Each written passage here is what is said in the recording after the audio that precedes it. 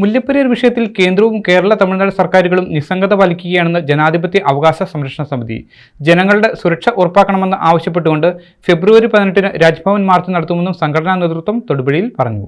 2024 supreme കോടതി പറഞ്ഞ tunnel എന്ന നിർദ്ദേശം നടപ്പാക്കുക, 142 അടിയിൽ നിന്ന് 136 അടിയിലേക്ക് ഡാമിന്റെ ജലനിരപ്പ് കുറയ്ക്കുക, ദേശീയ ഡാം സുരക്ഷാ അതോറിറ്റിയിൽ പുതിയതായി നിയമിച്ച കേരളത്തിലെ 2 പ്രതിനിധികളെ സ്ഥിരമായി നിലനിർത്തുക എന്നീ ആവശ്യങ്ങൾ ഉന്നയിച്ചാണ് ജനാധിപത്യ അവകാശ സംരക്ഷണ സമിതി രാജ്ഭവൻ മാർച്ച് നടത്തുന്നത്. പ്രശ്നം പരിഹരിച്ച് ജനങ്ങളുടെ സുരക്ഷ ഉറപ്പാക്കാതെ കേന്ദ്രവും കേരള തമിഴ്നാട് സർക്കാരുകളും നിസ്സംഗത പാലിക്കുകയാണെന്നും സംഘടന കുറ്റപ്പെടുത്തി. ഡാമിൽ നിന്ന് 130 വർഷമായിട്ടും അതിൻ്റെതായ ഗൗരവത്തിൽ കേന്ദ്ര ഗവൺമെൻറ്റുകൾ എടുക്കാതെയും ഇവിടെ 4-5 ജില്ലകളുടെ സംരക്ഷണവും 10-40 ലക്ഷം ജനങ്ങളുടെ ജീവന സ്വത്തിനും യാതൊരു വിലയും കൽപ്പിക്കാത്ത രീതിയിലുള്ള ഒരു പ്രവർത്തനമാണ് കേരളത്തിൽ നടക്കുന്നത്. അത് ഇവിടുത്തെ പൊളിറ്റിക്സിന് അതീതമായി ഇവിടെ പൊതുജനങ്ങൾ തമിഴ്നാടിനെ പോലെ തന്നെ അതിശക്തമായിട്ട് രംഗത്തേക്ക് ഇറങ്ങിയെങ്കിൽ മാത്രമേ അടിയന്തര സുരക്ഷ എന്നുള്ള ഒരു പരിഹാരം നടപ്പിലാവും. രാഷ്ട്രീയം കളിച്ച് തമിഴ്നാട്ടിലെയും കേരളത്തിലെയും ജനങ്ങളെ തമ്മിലെടുപ്പിച്ച് നേട്ടം കൊയ്യാൻ ശ്രമിക്കുന്നവർ ഇതിന്റെ പ്രത്യാഘാതം അറിയുന്നില്ല.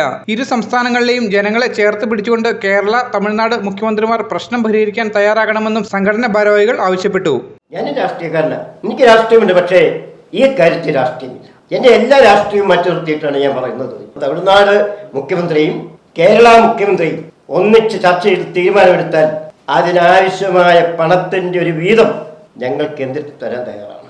എൻ്റെയും നിങ്ങളുടെയും അടുത്ത തലമുറ, ആ തലമുറയ്ക്ക് വലിയ നഷ്ടം എന്ന് പറഞ്ഞാൽ കേരളം 2ആയി വിഭജിച്ചു പോകുന്ന വലിയൊരു പ്രതിസന്ധിയിലേക്ക് നമ്മൾ ചെന്ന് വീഴും. President KM Zubair, working president Mathew Stephen, Laila Rasheed, Jiji Mathew, Ayyappan Pallippattu എന്നിവർ വാർത്താസമ്മേളനത്തിൽ പങ്കെടുത്തു. News desk media today news.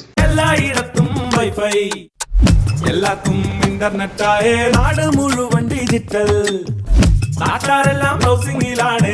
എന്നാ സ്പീഡാ കേരള മിഷൻ, എല്ലാവർക്കും ഇന്റർനെറ്റാ, എല്ലായിടത്തും നെറ്റാ. കേരള വിഷൻ നവകേരള പ്ലാൻ വെറും 199 രൂപയ്ക്ക്.